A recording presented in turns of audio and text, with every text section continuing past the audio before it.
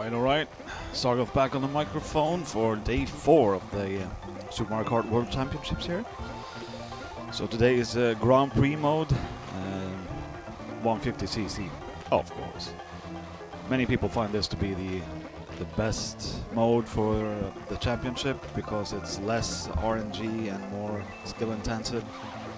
It is also it's different in many ways. You have much more spectacular shortcuts, and the possibility of a comeback is bigger.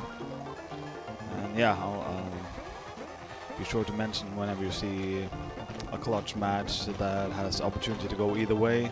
Some people are really good at making the others get few points.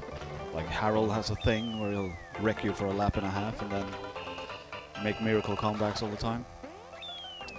First matchup on the group stage is Chris Clark versus Chris Barker, which is a English, all-English match.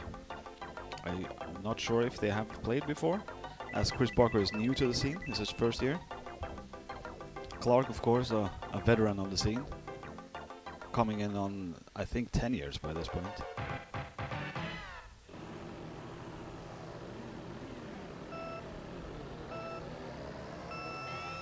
So the characters here, or the players rather, choosing to go with the middleweight characters, Mario and Luigi.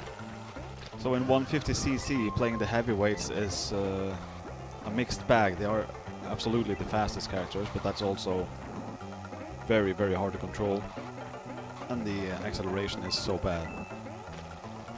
What happens in GP that doesn't happen in other modes is there are 6 computer characters plus your opponent.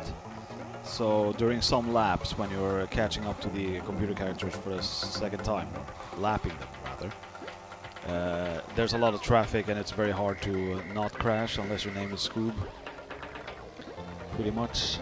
So having the middleweight characters like these two players, I feel like it's a good idea unless you're at the absolute top in the world. You can choose lightweights as well, but then you lose out a lot of the speed, so it's very hard to beat players with faster characters then. So yeah, I feel Mario and Luigi is the correct choice for 80–90% of the people, something like that. Let's say 80.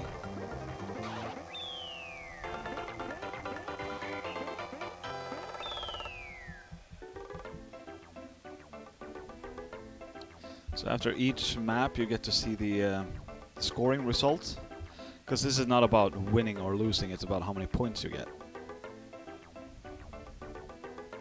So it's dead even at 15 now. Both players have 15 points.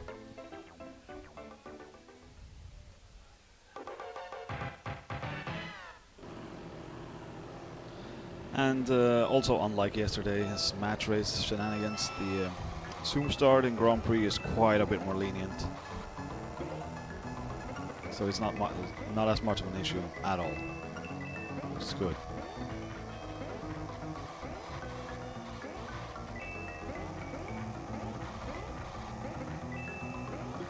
The developers of the game just made it.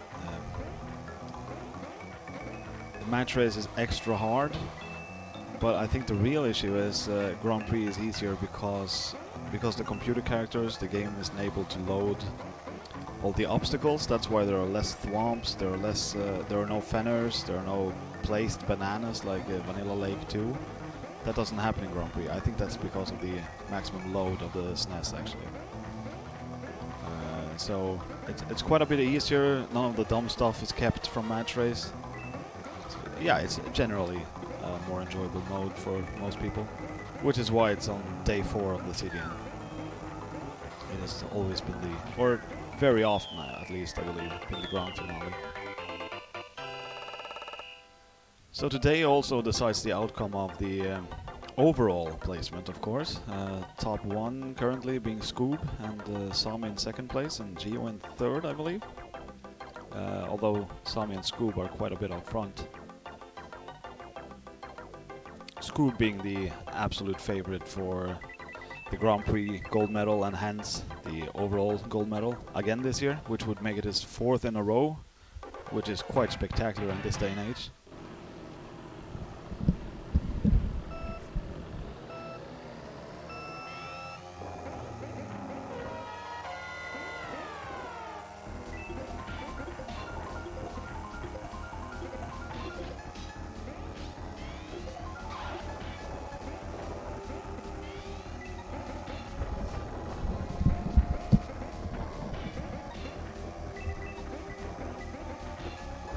just want to get Chad up here, so good morning, Paul. Yes, I will be, or we will be reading chat as soon as I get a co-commentator, which means I have to stay single during the group stage until the first person is knocked out, basically. But for now, everyone is playing in the entire venue.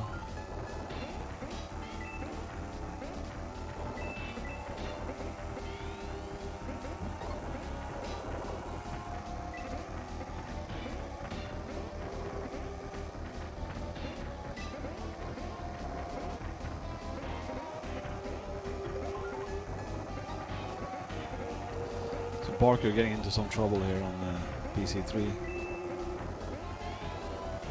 I believe it was due to a failed feather jump. Now he has to play catch up. When you get that big bounce from the yellow bar there, you kind of fly across the second yellow bar and fall down, unless you have a very finely tuned trigger button and you jump again as soon as you land. So he failed that now, and then you get to taste the lava, unfortunately. He kind of needs to play second here to have a chance. Clark just doing solid Clark things. Oh, that got close in the end. But Barker is not going to get a single point, I believe. He needs to get fourth for a 1 point finish. He is close to Yoshi, but it's Yoshi, so... Oh, he got there. He got the point. Still means he has to rank out Clark for the next map, though. So somehow he has to demolish Chris Clark, so he falls into 5th place or worse. No. Correction, that will not do anymore. So Chris Clark wins, but it is important how many points you get. So it's not a 1-0 victory. It will probably be a 42-28 or something. The amount of points you get count towards your placement after the group stage. So every point lost is kind of important. And every point gained, of course.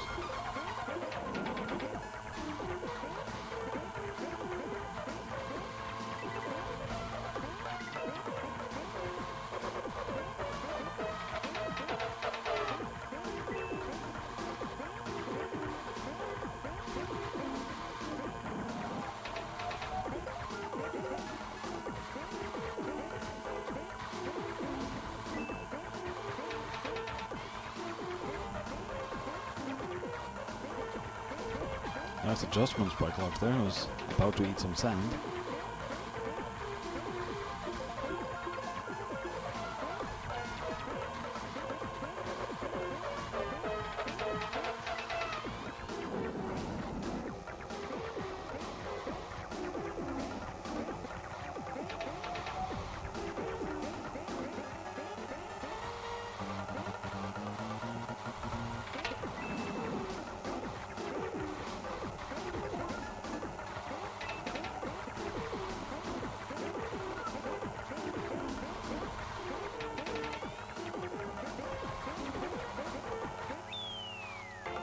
So Clark ends at 42 points and Barker at 28. I think my prediction came true. Not the most controversial prediction, of course.